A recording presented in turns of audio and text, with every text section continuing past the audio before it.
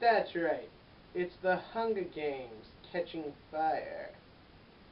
It's also raining outside, which is why it looks darker than it actually is. Yeah, I'm stuck inside. I want to go outside and, although preferably not get killed by all these people who can kick my ass like Trident Guy. He's cool. Cue title scene.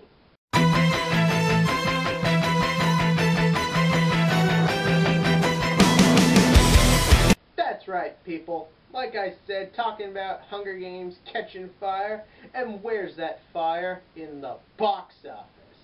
This film made a shit ton of money. It's got a shit ton of fans. Is the movie worth it? Hells yeah! Now, I saw the first Hunger Games like everyone. It's okay. It's alright. I didn't find myself writing home about it. It's a fine movie. But this film takes it to a whole nother level. And I feel a lot of that is because the film is more coherent. In the first Hunger Games, I really liked the first part of it where you just saw the world Katniss lived in. I loved seeing that get built. I loved seeing what we become in all those years. Heck, I even love weird, stupid makeup lady.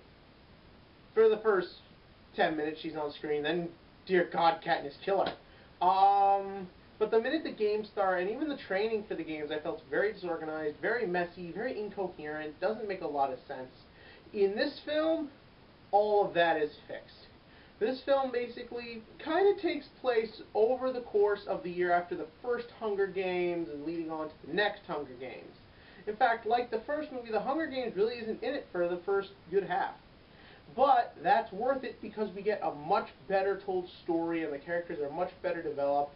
It's basically Katniss and Peeta going around to all the different districts, doing shows, asking around, being considered heroes, giving hope, making people think maybe there is a future for us, and all this stuff, and all that's getting evil Santa Claus and Philip Seymour Hoffman very angry, and they decide there's only one thing to do. Kill Miss Katniss. Don't know why they didn't just get the other people to do it, but whatever. Essentially, their plan is to make Katniss seem like a martyr. No, wait, that's what they don't want her to do. Or is it what they want to do? I don't know.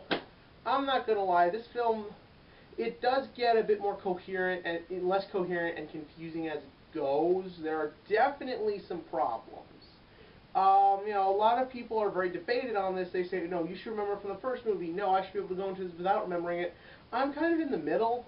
I feel like with sequels, part of the reason for a long time they never did as good as the original was because you couldn't always bring people back because people who left the first film not happy, they're not going to see the second one. But on that same token, sometimes when a sequel tells a different story, you can get people in that way. And in this one, does it really tell a different story? No. It's a continuation of the first one. And I didn't like that ending where the first one was just like, we just gotta forget that we killed these people. It sets it up for the sequel, which normally I don't like. But here it does work very well. For the most part. Jennifer Lawrence, not only is she smoking hot, but she really brings a depth and structure to this character that helps tell this story. They show you that killing people bother her. They show you that these events she can't just forget. Peeta, he's kind of forgettable. A lot of people are saying, no, he's stuck in the friend zone. He's not that interesting. I thought it was stupid that he's a cake decorator. Come on, they're a mining district. Who has cake? But in this film, he does feel like a bit more of a character. He's a lot more cohesive. He's a lot more interesting. He's a bit more badass, does a lot more. Where in the last film, it just felt like he was there to be your role reverse of, like protecting the lady, protecting the man. I think he's a lady, so whatever. But, yeah, definitely in this film, he's a lot better. Liam Hemsworth's character, whose name I'm just going to put here, I'm not going to bother even say it.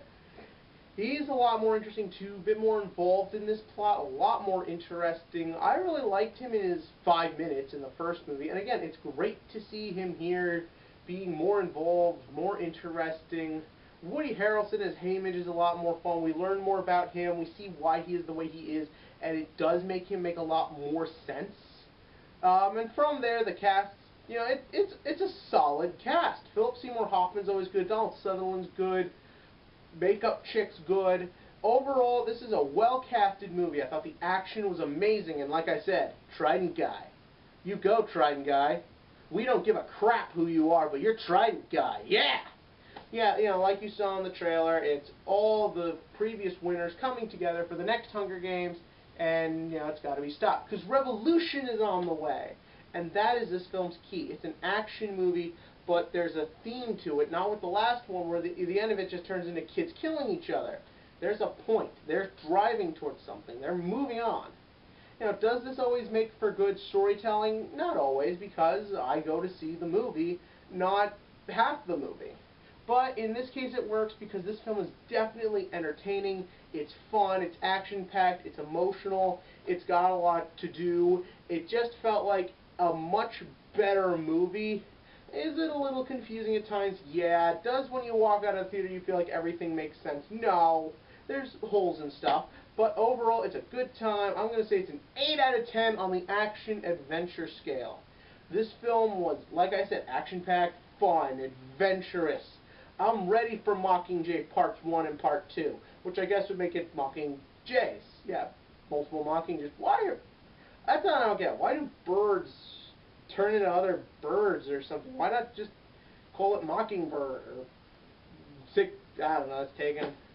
But, whatever. You know, still a good movie. Just enjoy it. And in the comment sections below, you know what, let's make that a question. What do you prefer? Sequels that tell a different story or continuous story? Or do both or do neither. Just tell me what your overall thoughts on sequels are. And click on that subscribe button below because we still got 2 more Hunger Games movies to review. And I am psyched.